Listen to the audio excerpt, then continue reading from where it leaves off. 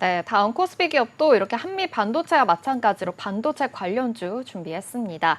반도체 검사 장비 제조 및 판매하고 있는 기업 DI입니다.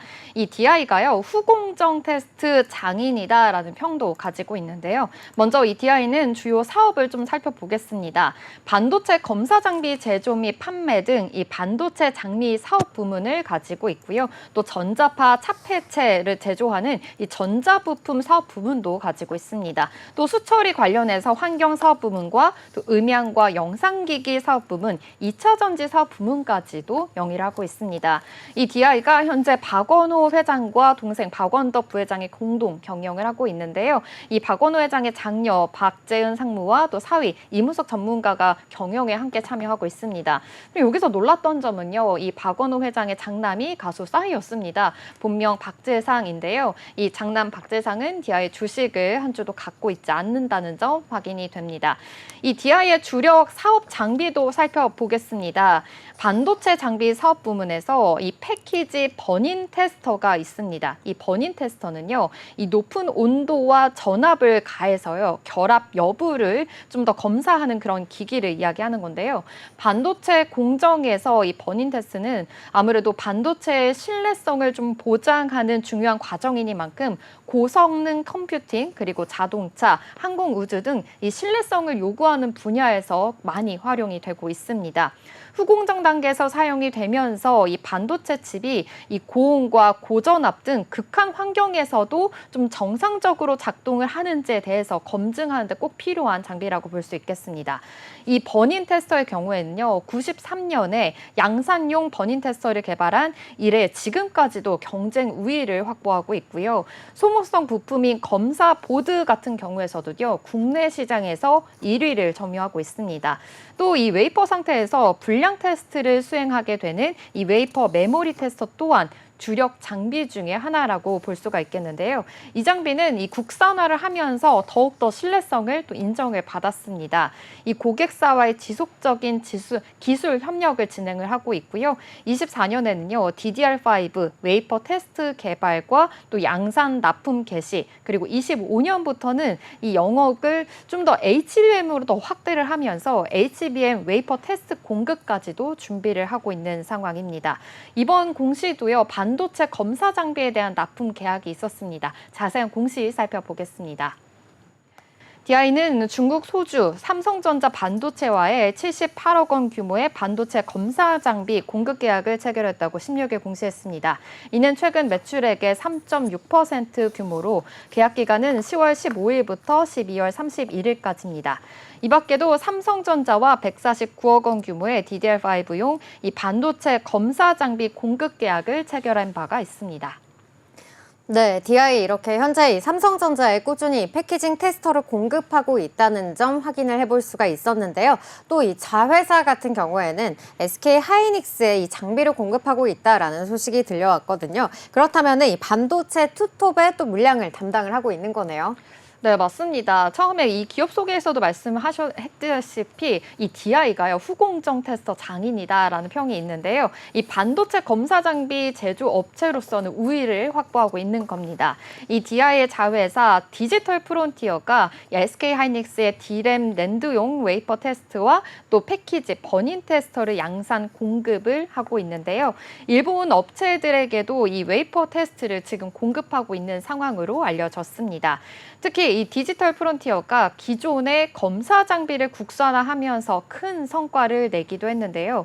이에 대한 기술력을 바탕으로 해서 이 HBM용 웨이퍼 버닝 테스터 장비 개발을 진행 중인 것으로 알려졌습니다. HBM용 이 웨이퍼 테스트는요, 이 생산 초기 단계에서 결함 있는 제품을 빠르게 식별을 하면서 최종 제품에 대한 품질을 높이는 데 더욱더 구실을 하고 있습니다. 그러다 보니 전체적으로 이 생산 비용을 낮추는 데 굉장히 큰 역할을 하고 있는 거거든요.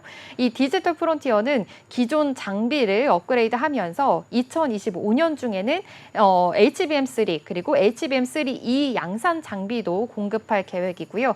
HBM4 양산 장비는 2025년 연내 개발을 하면서 2026년부터 공급한다는 계획까지 세우고 있습니다. 현재 SK하이닉스는 2025년에 이 미국의 인디애나주에 38억 7천만 달러를 투자를 하면서 첨단 반도체 패키징 시설을 설립할 예정인데요. HBM의 개발과 또 직접 패키징을 주요 목적으로 하고 있습니다. 2028년 하반기부터 좀 더 본격적으로 좀 라인 가동을 할 것이다라는 포부까지 가지고 있는 상황이고요. 이렇게 HBM에 대한 생산성이 더욱더 커지고 있는 만큼 DI에 대한 수요 또한 늘어날 것으로 현재 예측을 하고 있습니다. DI가 올 4분기부터 SK하이닉스에 이 HBM용 버닝 테스터 장비를 본격적으로 공급할 예정입니다. 이 HBM4용 이 웨이퍼 버닝 테스터 개발에 좀 착수를 하면서 차세대 버닝 테스터 납품도 맡게 될 가능성 또한 높아지고 있습니다. 이번 주 엔비디아 주가가 좀 사상 최고점을 계속 근접하고 있고요. TSMC의 실적 기대감도 나오면서 국내 반도체 소부장들도 좀 주목을 받고 있는 상황인데요. 오늘은 좀 다소 쉬어가는 모습이지만 지난 15일에는요. 이렇게 DI가 9% 강한 흐름 나왔고요. 또 IMT가 6%, 미래반도체도 5% 강한 흐름 나오기도 했습니다. 오늘 DI의 주가 흐름도 한번 살펴보겠습니다.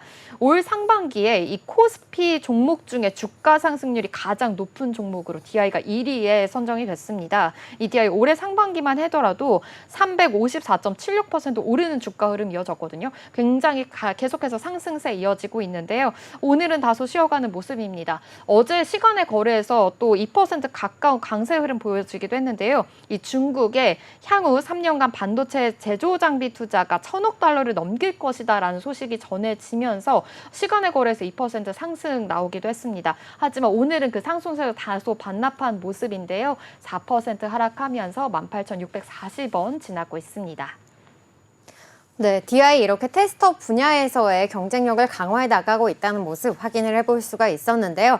또 DI가 신사업인 ESS 시장 진출에 나섰다는 소식도 전해졌습니다. 이에 대해서 좀 자세한 이야기 부탁드릴게요. 네, 맞습니다. 이 DI가요, 2020년대 초부터 2차 전지용 장비 그리고 ESS 자체 개발 등 좀 신사업을 계속해서 추진을 해오고 있습니다. ESS 부분에서는요, 지난해 ESS 사업부를 신설을 했고요. 샘플 제작을 통해서 국내 주요 2차 전지 업체와의 제품 테스트에 돌입을 했습니다. 신사업 ESS 시장 진출을 지금 목전에 둔 상황인데요. 국내 주요 고객사와의 테스트를 통과하면서 하반기에는 이렇게 제품 양산 을 준비 중인 것으로 알려졌습니다. 연간 공급 물량에 대해서는 밝혀진 바는 없지만 이 업계에서는 첫 수주 물량이 100억에서 200억 가량으로 좀 더 많을 것이다라고 예측을 하고 있는 상황입니다. 이 DI 역시 양산을 위한 설비 도입도 준비하고 있는 것으로 알려졌고요.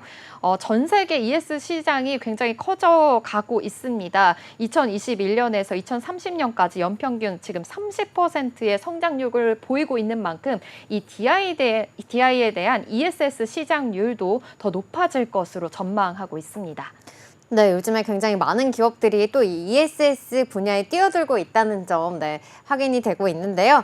또 이 DI가 HBM에 대한 훈풍을 그래도 계속해서 좀 이어가는 모습이 나왔습니다. 그렇다면 지금까지의 실적도 좀 잘 나왔을 것 같은데요. 실적 또 어떻게 나왔는지 그리고 앞으로의 전망도 궁금한데요. 네, 먼저 올해 2분기 연결 기준 살펴보겠습니다. 매출액이 461억에서 이 영업이익이 9억 원을 기록을 했는데요. 전분기 대비해서 이 매출액이 33% 상승했고요. 영업이익이 흑자 전환했습니다. 그런데 조금 더 크게 이 상반기 실적을 살펴보자면요. 매출액이 808억 원, 영업 손실이 났습니다. 8억 원, 그리고 당기 순손실이 22억 원을 기록을 했는데요. 2023년 같은 기간에 비교했을 때 매출이 22% 감소했고요. 영업이익과 당기순이익도 113%, 150% 큰 폭으로 감소한 상황입니다. HBM에 대한 수요가 기대가 있지만 이와 다르게 좀 실적이 저조한 편이다라고 볼 수가 있겠는데 이 실적 악화에 대한 이유를 보니까요. 국내 메모리 업체들의 투자 축소와 지연 때문이다라고 보고 있습니다. DI 측에서는 영업이익 감소는 매출액 감소 요인과 고물가 지속으로 충족으로 인한 이 고정비 상승이 주된 요인이다라고 꼽히고 있고요. 단기 순이익의 감소 또한 일시적인 요인이다라고 설명하고 있습니다. KB증권에서는 SK하이닉스의 수혜에 따라 또 DI에 대한 긍정적인 시각을 보이기도 했습니다. SK하이닉스가 이 미국의 인디애나주 투자뿐만이 아니라 국내 용인과 청주에도 대규모 투자가 계획되어 있는 만큼 계속해서 D램과 또 HBM 생산의 핵심 기지가 될 것이다라고 예상을 하고 있는데요. 이에 따라서 DI에 대한 또한 그 수주가 계속해서 이뤄질 것이다라고 긍정적인 시각을 내놨습니다. DI가 HBM과 D램, 랜드 패키징 분야에서 지속적으로 성장할 수 있는 이 견고한 기반이 될 것이다라고 예측했습니다. 지금까지 DI에 대해서 알아봤습니다. DI 공시 요약입니다. 중국 소주 삼성전자 반도체와 78억 원 규모의 반도체 검사 장비 공급 계약을 체결했다고 공시했습니다. 이는 최근 매출액의 3.6% 규모로 계약 기간은 10월 15일부터 12월 31일까지입니다. DI 자회사 디지털 프론티어는 SK하이닉스의 D램, 랜드용 웨이퍼 테스트와 패키지 버닝 테스터를 양상 공급하고 있습니다. 특히 디지털 프론티어가 기존의 검사 장비를 국산화하면서 큰 성과를 내기도 했는데요.